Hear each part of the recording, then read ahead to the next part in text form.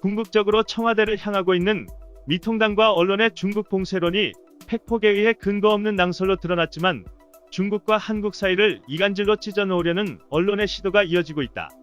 중국에서 선의로 보낸 마스크가 함량 미달이라는 머니투데이 수습 기자가 쓴 단독 보도가 오보로 드러났지만 문제의 신문은 아직 정정 보도나 사과가 없다.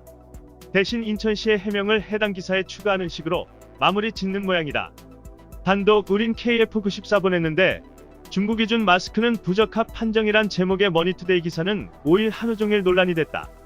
인턴 기자의 바이라인으로 출고된 문제의 기사는 이날 포털 톱 뉴스에 올랐고 댓글도 1만 개가 넘게 달렸다.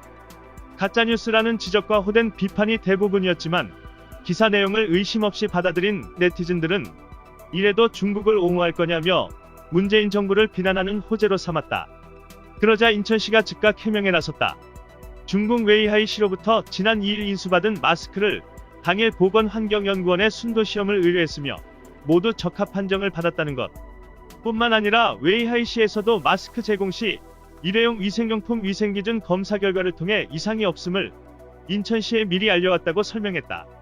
게다가 중국으로부터 받은 마스크는 일반 시민에게 배포하는 대신 지하철 역사 등 현업 종사자와 공무원 등에게 제공하고 있다고 인천시는 덧붙였다.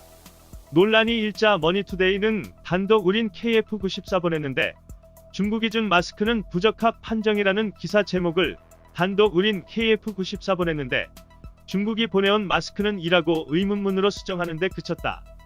그리고는 이 기사는 인천시의 설명과 추가 확인을 통해 수정되었음을 알려드립니다. 수정된 내용은 마지막 오문단입니다라는 설명을 구차하게 달았다. 우리는 일부 수정을 했으니 정 필요하면 저 아래 오문단까지 내려가서 읽든지 아니면 말든지 식의 무책임한 처사라는 비판이 비등하다. 실제 추가된 오문단을 살펴보면 머니투데이는 인천시의 해명을 전하면서 마지막 문단에 결론적으로 인천시는 KF94 마스크 2만 장을 보냈고 웨이하이시는 일반 마스크 20여만 장을 보냈다고 무성의하게 적어두었다. 오보에 대한 사과는커녕 끝까지 웨이하이시의 선의를 보건용 마스크와 일반 마스크로 구분하여 바다 건너온 보은의 선의를 헌신작처럼 폄훼한 것이다. 박남춘 인천시장은 6일 TBS 김어준이 뉴스공장 과의 인터뷰를 통해 코로나19하고도 싸우기 힘겨운데 머니투데이 오보에 참 답답했다고 토로했다.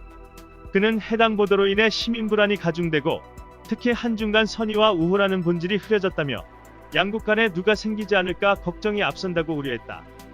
해당 기사가 문제가 많은 오보임에도 여전히 포털에 노출되어 있는 데 대해 박 시장은 다분히 의도가 있는 것 같다며 그렇게밖에는 해석이 안 된다고 그 이면을 지적했다.